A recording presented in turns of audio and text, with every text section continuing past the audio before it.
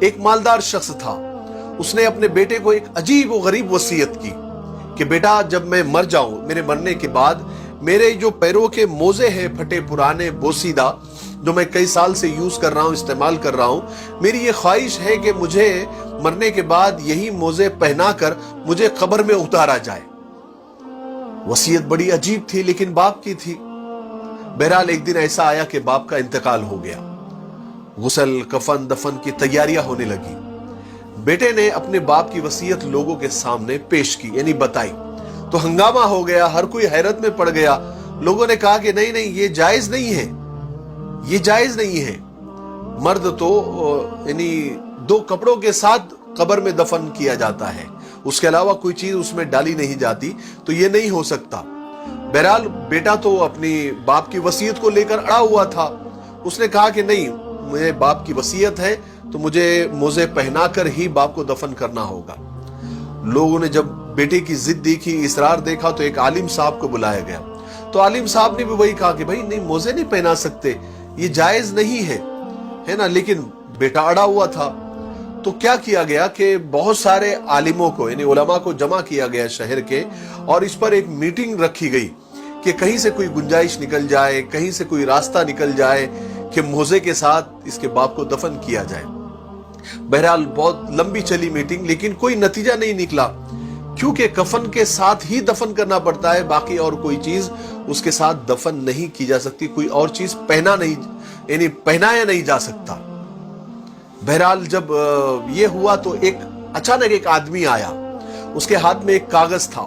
وہ کاغذ اس نے بیٹے کے ہاتھ میں تھمایا اور کہا کہ تمہارے ابا کا دوست ہوں میں, اور تمہارے ابا انتقال کرنے سے پہلے میرے پاس آئے تھے اور یہ کاغذ میرے حوالے کیا تھا اور کہا تھا کہ میرے مرنے کے بعد میرے بیٹے کو یہ بتا دینا.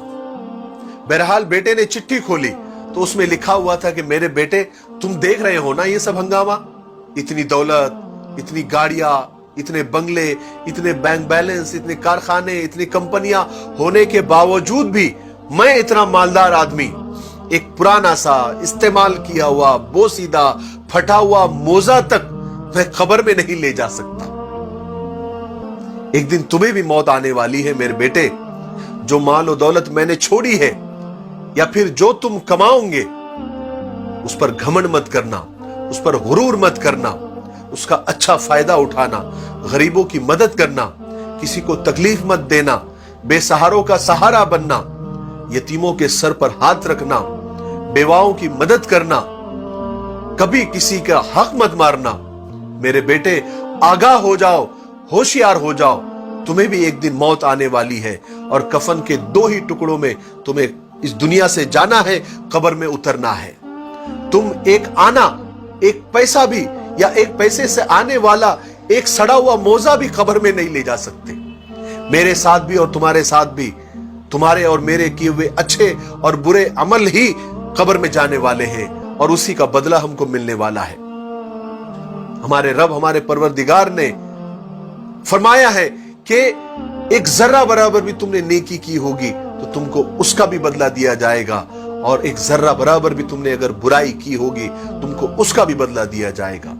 میرے بیٹے ہوشیار ہو جاؤ, مرنے سے پہلے مرنے کی تیاری کر لو. قصہ ختم, لیکن مجھے ایسا لگتا ہے کہ اس قصے سے مجھے تو بہت کچھ سیکھنے کو ملا, شاید آپ کو بھی اس قصے سے بہت کچھ سیکھنے کو ملا ہوگا. میرے لیے دعا کرتے رہیں. السلام علیکم.